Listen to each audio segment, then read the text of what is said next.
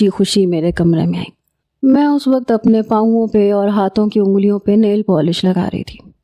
اماں کہنے لگی ان لوگوں نے ہاں کر دی، تمہیں پسند آ گئی۔ میں نے کہا ہے واقعی؟ مجھے تو اپنے کانوں پہ یقین نہیں آ رہا تھا۔ بہرحال لڑکا خوش شکل تھا اور سب سے بڑی بات یہ تھی کہ ہمارے گھر سے بہتر گھر میں رہتا تھا، اپنی گاڑی بھی تھی، اور کیا چاہیے تھا۔ اماں ابا بھی ان کے گھر پہ گئے اور یوں ہمارا رشتہ پکا ہو گیا۔ میں نے اماں سے کہا اماں لڑکے کا نام کیا ہے؟ میری بے تکلفی اور دیدہ دلیری پہ میری ماں نے مجھے غصے سے دیکھا۔ کہنے لگی شرم تو جیسے تم نے بیچ کھائی ہے، اپنے منہ سے پوچھ رہی ہو۔ میں نے کہا اماں تو کیا تمہارے منہ سے پوچھوں؟ ارے پوچھوں گی نہیں کہ اس کا نام کیا ہے۔ اماں کہنے لگی لڑکے کا نام فخر ہے۔ میں نے کہا اچھا نام ہے۔ اماں کہنے لگی دیکھ یہ جو تجھے فالتو کی بکواس کرنے کی عادت ہے نا، یہ وہاں جا کے نہ کرنا، بڑے پڑھے لکھے تمیزدار لوگ ہیں۔ میں نے کہا اماں تم نے تو پتہ نہیں مجھے کیا سمجھ رکھا ہے۔ میری والدہ نے میری شادی کی تیاری شروع کر دی تھی۔ میرے سسرال سے آنے والے کپڑے کافی قیمتی تھے۔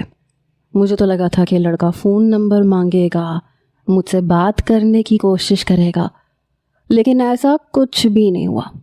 خیر شادی میں صرف 2 ہی مہینے کا وقت تھا اور اب وہ وقت بھی آہستہ آہستہ ختم ہو رہا تھا۔ شادی کو 15 دن بچے تھے۔ میں نے تو اپنی سہیلیوں کو اکٹھا کر کے ان سے کہا چلو بھائی ڈھولک بجاؤ، میری شادی ہے۔ میں خود بھی گانے گا رہی تھی۔ میری والدہ تو بس مجھے گھورے جا رہی تھی، کہنے لگی تمہیں شرم نہیں آتی؟ تم نے آج تک کسی دلہن کو دیکھا ہے اپنی شادی پہ ڈھول پیٹتے ہوئے، گانے گاتے ہوئے؟ میں نے کہا اماں میری ایک ہی بار شادی ہونی ہے اور مجھے اسے خوشی سے منا لینے دو۔ بہرحال میری شادی بھی ہو گئی۔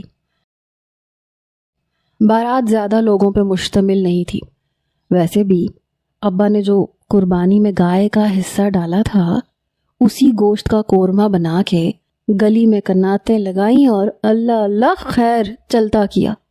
بہرحال میں خوش تھی۔ میری بارات گاڑی پہ آئی تھی، لیکن میں نے نوٹ کیا لڑکے کا منہ ابھی بھی سوجا ہوا تھا، ماتھے پہ ابھی بھی وہی بل پڑے تھے، اور میں سمجھ نہیں پا رہی تھی کہ ایسا کیوں ہے۔ بہرحال مجھے زیادہ پرواہ بھی نہیں تھی۔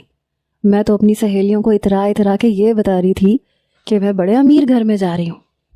میری رخصتی پہ اماں میرے ساتھ لگ کے رو رہی تھیں اور میں اپنی اماں کو تسلیاں دے رہی تھی کہ اماں فکر نہ کرو، میں کون سا ساری زندگی تمہیں شکل نہیں دکھاؤں گی، ارے ملنے آتی رہوں گی اپنے میاں کے ساتھ۔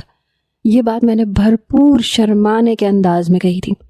اماں نے میری کمر پہ چٹکی کاٹی، کہنے لگی آج